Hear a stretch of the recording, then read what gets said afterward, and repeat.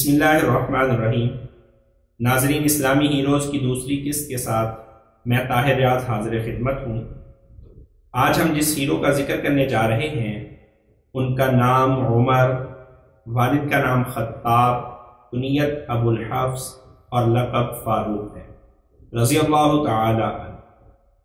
آپ کا تعلق عرب کے مشہور قبیلہ قریش کے خاندان بنو عدی سے تھا۔ آپ کی پیدائش ہجرت مدینہ سے 40 سال قبل ہوئی۔ آپ اسلام لانے سے پہلے لکھنا پڑھنا جانتے تھے، اور جب عرب کے اندر توحید کا سورج طلوع ہوا تو مشرکین مکہ کے لیے یہ ایک نامانوس سی آواز تھی، جسے سن کے زیادہ تر مشرکین رسول اللہ صلی اللہ علیہ وسلم کے مخالف، اور بنو عدی کے یہ نوجوان بھی رسول اللہ صلی اللہ علیہ وسلم کی مخالفت پہ اتر آئے اور اسلام کے بڑے دشمنوں میں ان کا شمار ہونے لگا۔ یہاں تک کہ آپ کے خاندان کی ایک باندی جس کا نام بسینہ تھا، وہ ایمان لے آئی تو انہیں اس قدر شدت سے مارتے کہ مارتے مارتے انہیں لہو لہان کر دیتے اور تھک جاتے۔ جب آپ کی عمر 27 سال تھی تو ایک دن جوش میں آ کے یہ کہہ کے نکلے کہ آج میں محمد کا خاتمہ کر دوں گا، نعوذ باللہ۔ راستے میں جا رہے تھے کہ ایک صحابی نعیم بن عبداللہ رضی اللہ تعالیٰ عنہ ملے۔ چڑھے ہوئے تیور دیکھے تو پوچھا کہ عمر کدھر کے ارادے ہیں؟ تو کہا کہ میں آج محمد کا کام تمام کرنے جا رہا ہوں۔ انہوں نے کہا کہ پہلے اپنے گھر کی خبر لیجئے، آپ کی بہن اور بہنوئی بھی ایمان لا چکے ہیں۔ آپ غصے کے اندر جلدی سے اپنی بہن کے گھر میں پہنچے، وہ قرآن پاک کی تلاوت کر رہے تھے۔ انہوں نے جلدی سے قرآن پاک کے جو اجزاء ان کے پاس موجود تھے ان کو چھپایا۔ حضرت عمر جب اندر داخل ہوئے تو پوچھا کہ بہن کیا کر رہی تھی؟ انہوں نے پہلے ٹال مٹول کی، لیکن سختی سے پیش آئے، مارا، لہو لہان کر دیا، اور پھر وہ اجزاء لے کے پڑھنے شروع کی۔ ایک روایت کے اندر ہے کہ سورہ حدید آپ کے سامنے تھی، آپ نے اس کی تلاوت شروع کی، اس کو پڑھنا شروع کیا۔ جب اس آیت مبارکہ پہ پہنچے، آمینو باللہ و رسولی، کہ اللہ اور اس کے رسول پہ ایمان لے آؤ، تو دل موم۔ اور دوسری روایت کے اندر ہے کہ سورہ طٰہٰ کھلی ہوئی تھی، اس کی آیات کی تلاوت کرنی شروع کی، اور جب اس آیت مبارکہ کے اوپر پہنچے، اننی انا اللہ لا الہ الا انا فاعبدنی، تو دل موم ہو گیا اور کہا کہ مجھے محمد الرسول اللہ کے پاس لے جایا جائے۔ آپ کو دار ارقم میں لے جایا گیا۔ رسول اللہ صلی اللہ علیہ وسلم وہاں پہلے سے موجود تھے۔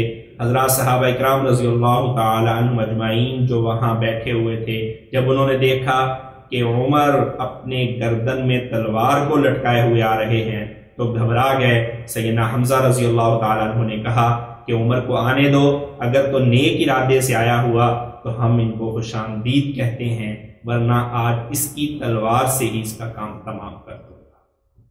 جب آپ اندر داخل ہوئے، رسول اللہ صلی اللہ علیہ وسلم کھڑے ہوئے اور کھڑے ہو کے آپ کا دامن پکڑا اور کہا کہ عمر کس ارادے سے آئے ہو؟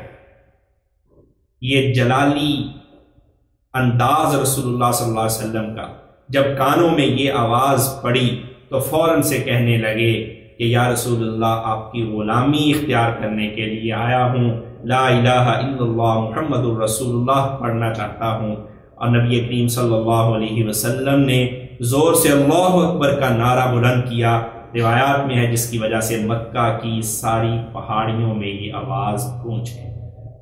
دراصل سیدنا عمر رضی اللہ تعالی عنہ کے ایمان کی رسول اللہ صلی اللہ علیہ وسلم کو خوشی بہت زیادہ تھی، خود مانگا تھا۔ سیدنا عمر کی دیگر خصوصیات میں سے یہ خصوصیت بڑی واضح ہے کہ رسول اللہ صلی اللہ علیہ وسلم نے اللہ تعالی سے دعا کی، یوں دعا کیا کرتے تھے، اللہم اعز الاسلام بأحب هذین الرجلین الیک بأبی جہل او بعمر بن الخطاب۔ کہ اللہ یہ دو بندے جو ہیں ان میں سے جو تجھے زیادہ محبوب ہے اس کے ذریعہ سے اسلام کو عزت بخشے. اور حق تعالی شانہ نے یہ دعا سیدنا عمر رضی اللہ تعالی عنہ کے حق میں قبول فرمائی. سیدنا عمر رضی اللہ تعالی عنہ کی دیگر خصوصیات میں یہ بات شامل ہے کہ عشرہ مبشرہ وہ 10 صحابہ جن کو رسول اللہ صلی اللہ علیہ وسلم نے ایک مجلس کے اندر جنت کی بشارت دی، ان میں سیدنا عمر رضی اللہ تعالی عنہ بھی شامل. سیدنا عمر رضی اللہ تعالی عنہ کی ایک خصوصیت یہ ہے کہ بدر کے میدان کے اندر جہاں مشرکین کے سارے قبائل شامل تھے، سارے خاندان شامل تھے، وہاں آپ کا خاندان بنو عدی صرف آپ کے جلال، رعب اور دبدبے کی وجہ سے مسلمانوں کے خلاف قدر میں نہیں کیا. اور آپ کی خصوصیات میں یہ بھی شامل ہے کہ جب آپ ایمان لے آئے تو مسلمان آپ کے ایمان لانے سے پہلے چھپ چھپ کے عبادت کیا کرتے تھے.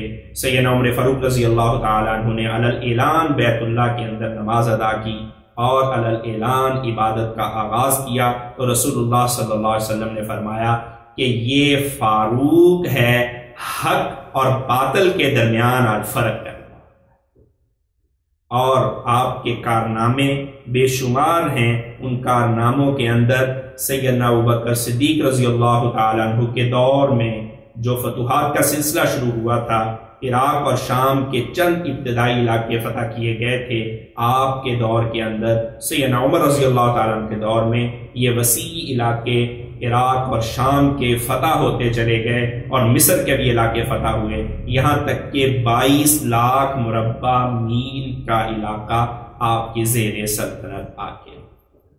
اور آپ کے کارناموں میں شامل ہے کہ آپ نے حکومتی نظم و نسق کو مرتب کیا، آپ نے مردم شماری کروائی، آپ نے جیل خانے قائم کیے، آپ نے بیت المال کا نظام دیا، آپ نے بڑے بڑے شہر اور لوگوں کے لیے رہائش گاہیں تعمیر کروائی. آپ کی ساری زندگی ہمارے لیے سبق ہی سبق ہے.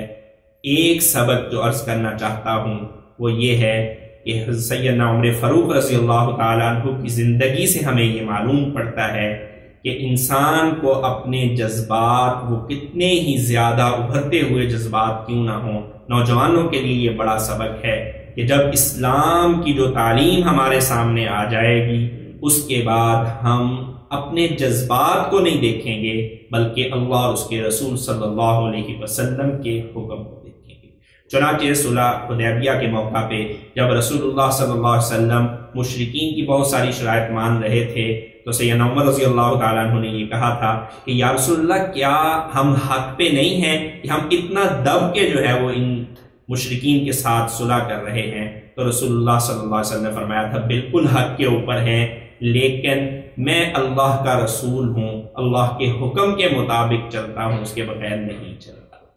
تو یہ جذبات کے اندر کہے ہوئے یہ جو الفاظ تھے ان پہ بعد میں نادم ہوئے، رسول اللہ صلی اللہ علیہ وسلم سے اس کے اوپر معافی مانگی کہ تب میں جذبات میں یہ الفاظ کہہ دیا.